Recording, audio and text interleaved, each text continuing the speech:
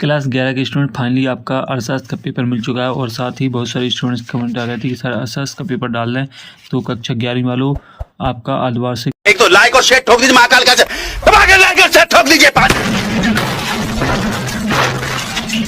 पूरा साल मेहनत करता हूँ आपके लिए बेटा, ऐसा नहीं चलेगा, ऐसा नहीं चलेगा। परीक्षा का जो अर्थशास्त्र का पेपर है वो आ चुका है और साथ ही संपूर्ण क्वेश्चन हम आपको बताने वाले हैं और साथ ही आपको देने वाले हैं संपूर्ण सॉल्यूशन। तो वीडियो को पहले तो आप लाइक कर दें और चैनल पर यदि नए हो तो चैनल को सब्सक्राइब भी कर लें, क्योंकि आपके जो संपूर्ण होने वाले अर्धवार्षिक पेपर हैं वो आपको इसी चैनल पर मिलने वाले हैं। तो वीडियो को लाइक करें और चैनल को सब्सक्राइब भी कर लीजिए। तो आप देख सकते हैं अर्धवार्षिक परीक्षा 2023-24 कक्षा 11वीं अर्थशास्त्र, और जो आपका अर्थशास्त्र का पेपर रहेगा वो आपका 80 नंबर का रहेगा। देख लीजिए स्पष्ट तरीके से। और आपका जो पहला क्वेश्चन है वो आप देख लें। पहला क्वेश्चन है सही विकल्प चुनकर लिखिए। आपके 6 नंबर के सही विकल्प बनाएंगे। तो मैं थोड़ा आपको जूम करके वीडियो दिखा रहा हूँ, तो आप देख लीजिए। पहला क्वेश्चन है वर्गीय आंकड़ों में सांख्यिकी परिकलन आधारित होता है। प्रक्षेपण के वास्तविक मानों पर, उच्च वर्ग सीमाओं पर, निम्न वर्ग सीमाओं पर, वर्ग के मध्य बिंदुओं पर। तो स्टूडेंट्स आपको वीडियो में ही याद करते चलना, क्योंकि आपके पास समय ज़्यादा शेष नहीं है, तो याद करते चलिएगा। तो जो आपका पहला सही विकल्प उसका राइट आंसर रहेगा वर्ग के मध्य बिंदुओं पर।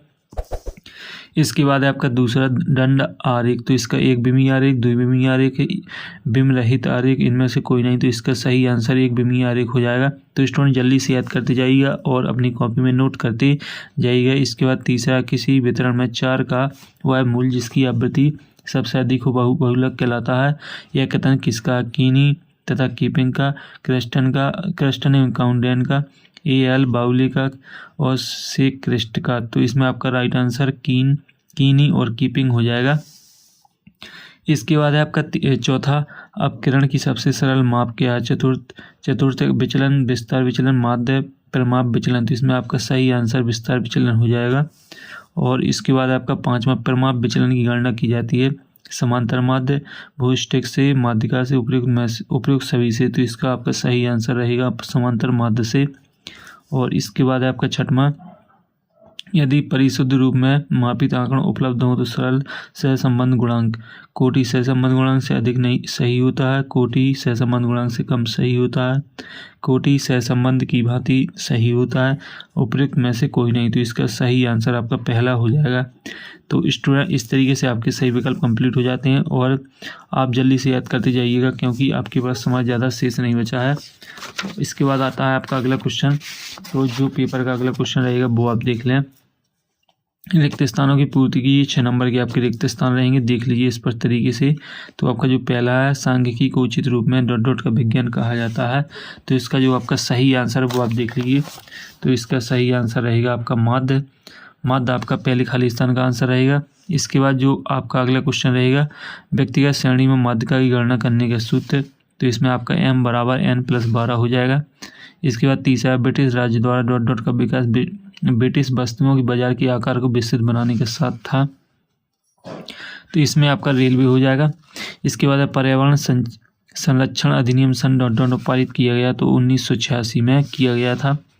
और इसके बाद हेपेटाइटिस की बीमारी ... प्रदूषण के कारण होती है। तो इसमें जल प्रदूषण हो जाएगा।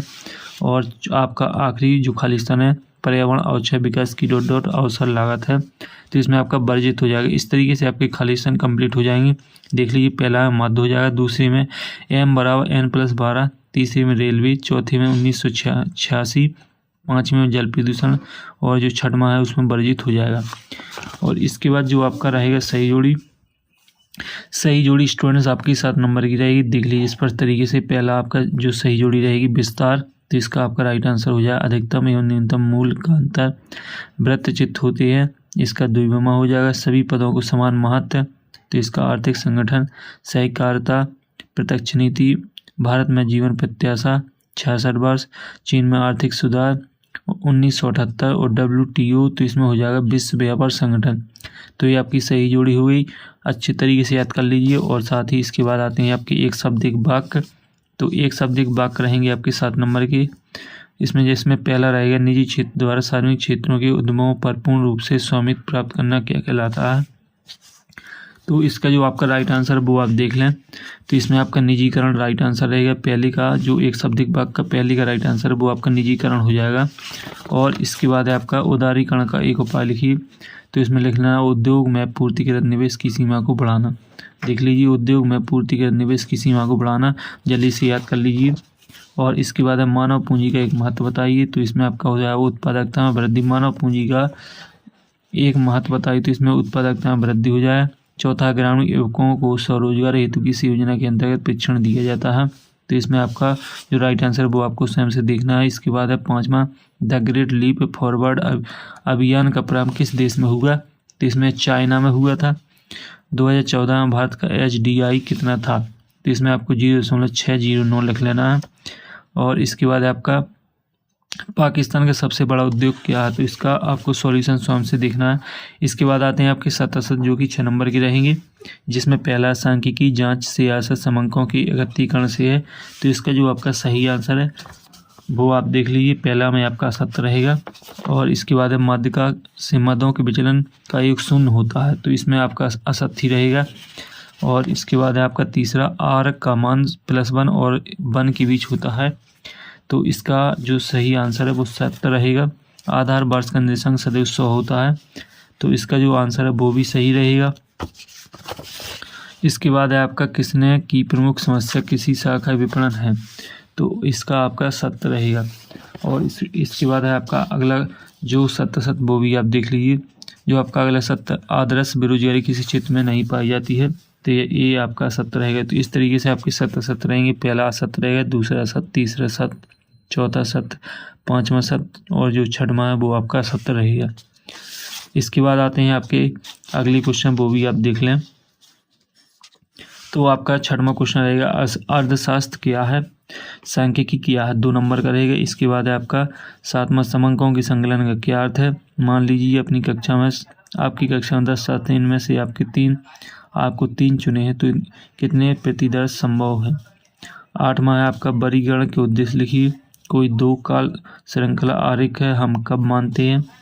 9वां, समांतर माध्य के प्रकार समझाइए, माध्य का बहुलक के बीच 2 अंतर बताइए।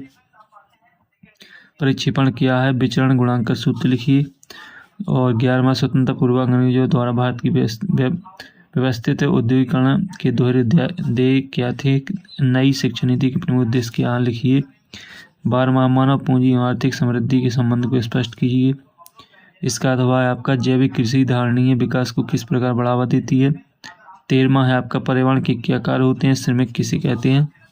14वां है आपका निम्नलिखित पर टिप्पणी लिखिए, आसियान और आयत प्रतिस्थापन। तो इनका जो सॉल्यूशन है वो आपको टेलीग्राम ग्रुप में मिल जाएगा, टेलीग्राम ग्रुप को ज्वाइन करें।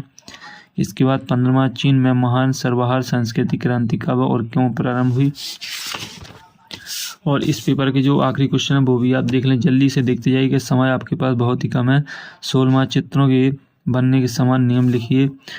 रेखा चित्र प्रदर्शन की सीमा लिखिए। अपकिरण के उद्देश्य लिखिए। माध्य विचलन एवं प्रमाप विचलन में कोई 3 अंतर। आर्थिक नियोजन एवं दीर्घकालीन प्रक्रिया समझाइए। स्वतंत्रता के समय भारत के समक्ष उपस्थित प्रमुख आर्थिक चुनौतियों को रेखांकित कीजिए। 19वां, भारत में श्रम बल के क्षेत्रवार वितरण की हाल की प्रवृत्तियों का विश्लेषण करें। ध्वनि प्रदूषण क्या है, इसके क्या कारण है लिखिए। समांतर माध्य के गुण बताइए। माध्यिका के दोष लिखिए। 21वां, निर्देशांक की विशेषताएं बताइए। 4, निर्देशांक बनने की समस्या और कठिनाइयां बताइए। आपका 22वां है, नवीन व्यापार नीति में क्या कदम उठाए गए। तो स्टूडेंट्स आपको अच्छे तरीके से याद करके जाना है। इसके बाद आर्थिक सुधार कार्यक्रमों को कोई 4 सकारात्मक प्रभाव लिखिए। और इसके बाद 23वां, जैविक खेती के लाभ लिखिए।